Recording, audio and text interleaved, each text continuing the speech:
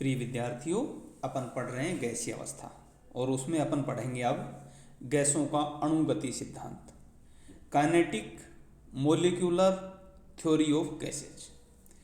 गैसों के व्यवहार के संबंध में अब तक हमने जितने भी नियम पढ़े वे सब प्रायोगिक तथ्यों पर आधारित थे। इसकी व्याख्या गैसों के अणुगति सिद्धांत पर की जा सकती है, जिसे सर्वप्रथम बर्नौली ने 1738 में दिया और बाद में Clausius, Maxwell, Boltzmann, Kronig, Kelvin, van der Waals आदि साइंटिस्टों ने इसको डेवलप किया, उन्होंने इसका विकास किया। जो गैस का अणुगति सिद्धांत है ना, उसके जो मेन पोस्टुलेट्स हैं बच्चों, वो हैं कि प्रत्येक गैस सूक्ष्म कणों से मिलकर बनी होती है, जिसे अणु कहते हैं। किसी एक गैस के अणु दूसरी गैस के अणु से बिल्कुल अलग, लेकिन उसी गैस के समस्त अणुओं के समान होते हैं। गैस के अणुओं को सूक्ष्म, गोल व कठोर कणों के रूप में कल्पना की गई, जिसका आयतन गैस के कुल आयतन की तुलना में नगण्य होता है। गैस के अणु लगातार गति में रहते हैं, ये हर संभव दिशा में गति करते हैं। इसका वेग बहुत अधिक होता है और चाहे कोई भी दिशा हो, ये सदैव सीधी रेखा में गति करते हैं।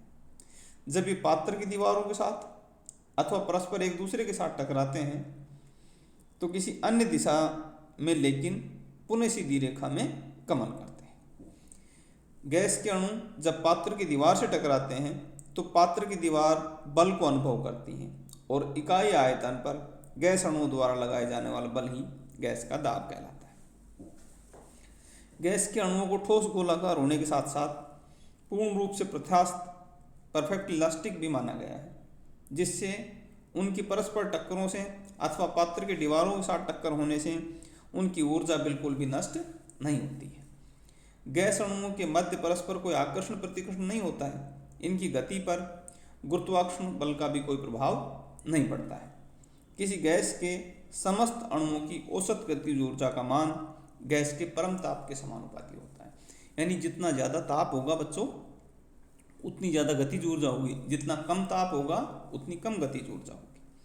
समस्त अणुओं के वेग व ऊर्जा समान नहीं होते, अतः अणु के वेग या ऊर्जा से ये मतलब होता है बच्चों कि उसका औसत वेग या औसत ऊर्जा। इसका डेरिवेशन हम करेंगे, उसके लिए मैंने ये आपको ग्राफ दिखाया है। ये जो डायग्राम दिख रहा है आपको, इसमें हमने माना कि एक क्यूबिकल बॉक्स है हमारे पास, जैसा आपको डायग्राम में दिख रहा है। इसकी एक भुजा की लंबाई L सेंटीमीटर है। गैस में विद्यमान अणुओं की कुल संख्या n है। प्रत्येक अणु का द्रव्यमान m है। अणुओं का माध्य वेग vx है। माना कि एक अणु घनाकार बॉक्स की आमने सामने की दीवारों a और b के मध्य गति करता है, अतः बार बार दीवार a और b के साथ टकराएगा वो, जैसा आपको दिखाई दे रहा है। चूंकि टक्कर पूर्णतः इलास्टिक होगी, प्रत्यास्थ होगी, अतः दीवार ए के साथ टकराने से पहले और टकराने के बाद उसका वेग तो वही रहेगा, पर उसकी दिशा विपरीत हो जाएगी। अतः टक्कर मारने से पूर्व का संवेग mvx, टक्कर के बाद का संवेग माइनस mvx, संवेग में परिवर्तन mvx माइनस mvx। ए व बी के बीच की दूरी L है, अतः एक टक्कर के द्वारा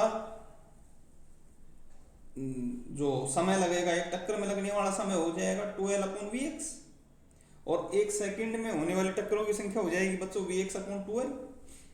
एक टक्कर में होने वाला संवेग परिवर्तन 2mvx और एक सेकंड में दीवार पर संवेग में परिवर्तन mvx/L। ठीक है बच्चों, तो ये x डायरेक्शन में हुआ, और हम जानते हैं कि जो संवेग में परिवर्तन होता है वही आरोपित बल के बराबर होता है, तो 2mvx²/L। संवेग में परिवर्तन तीनों दिशाओं में क्या हो जाएगा, 2m/L vx² + vy² + vz², ये तीनों दिशाओं में हो गया बच्चों। भाई जब अपन x की बात करेंगे तो x दिशा में, जब अपन y की बात करेंगे तो y दिशा में, जब अपन z की बात करेंगे तो z दिशा में।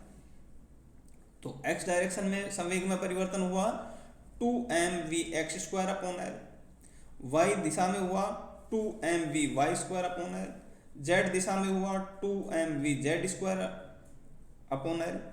और टोटल परिवर्तन हो जाएगा बेटा इन, देखो सब में 2m/l तो कॉमन है, ब्रैकेट vx² + vy² + vz²। तो ये हो गया अपना टोटल संवेग में परिवर्तन। और इसी से अपन अलग अलग नियमों की व्याख्या कर सकते हैं। जो आरोपित बल होगा वो संवेग में परिवर्तन के बराबर होगा। अगर उसके n मोल हैं तो ये संवेग में परिवर्तन हो जाएगा 2mnv²/L। तो ये फोर्स के बराबर हो जाएगा, फोर्स = 2mnv²/L। प्रेशर क्या आ जाएगा, F/A, force upon area. Force अपना आया था 2mnv²/L, इसको डिवाइड कर दो एरिया से। अब ये क्यूब है तो क्यूब का एरिया होता है बच्चों 6L², इससे डिवाइड करोगे तो ये आ जाएगा 2mnv²/L × 1/6L²। ये आ जाएगा 2mnv²/6L³। यानी इसको सोल्व करोगे तो आ जाएगा PV = 1/3mnv²। ये हमारी गैस समीकरण है बच्चों। आगे हम डिफरेंट जो नियम हैं उनको इससे ड्राइव करेंगे।